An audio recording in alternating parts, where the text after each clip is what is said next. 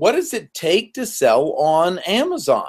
Hey, well, a lot of people, when they first think of Amazon, they think of books and selling books. But Amazon's like one of the largest retailers. I think they eclipsed Walmart this year, uh, of just pretty much everything. You can buy from clothing to watches and jewelry, toys. We're getting ready to go into the Christmas season. There'll be a lot of toys sold.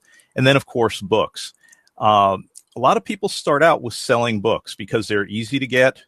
They're relatively inexpensive. You make a mistake in what you purchase, and there's really not that much of an investment.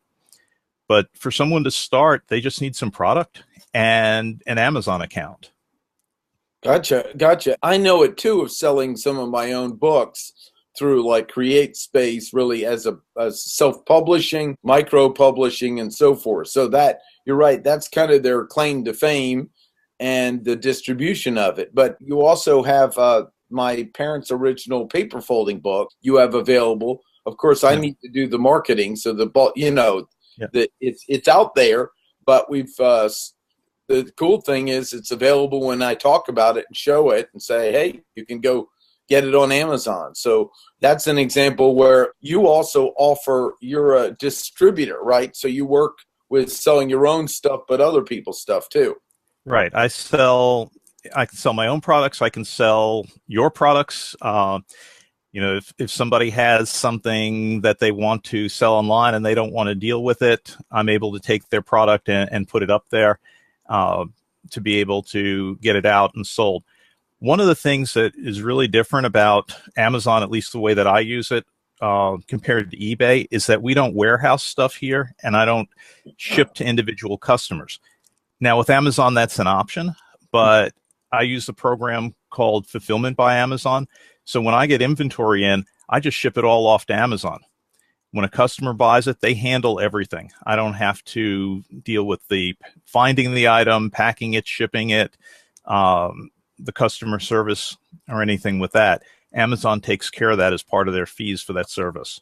What point does someone have to be in before they should consider Amazon? What would be the tipping point? If you were back with your consulting hat on in the school and someone walked in the door and goes, I want to sell on Amazon, what would be the beginning things you would ask them or want to know, or what they have to have organized before they start?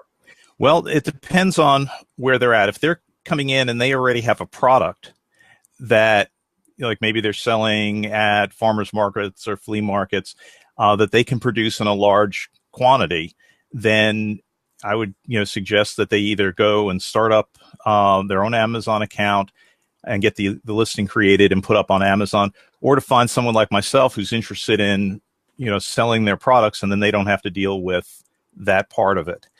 If it's someone who has a brick and mortar store, but they want to expand and be able to sell those same products online, then opening an Amazon account and slowly moving some of that inventory in that direction would be a good way to start.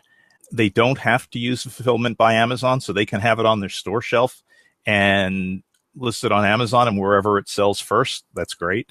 But if you have someone who's just looking to make some extra money, you don't really need a lot. They would just need some product. And it can be simple. It could be books around their house just to test the system and figure out how it works. They might want to go down to the local Kmart and look for some clearance. And, as long as the price is low enough on that and there are applications that determine that, then put that up and see how well it sells.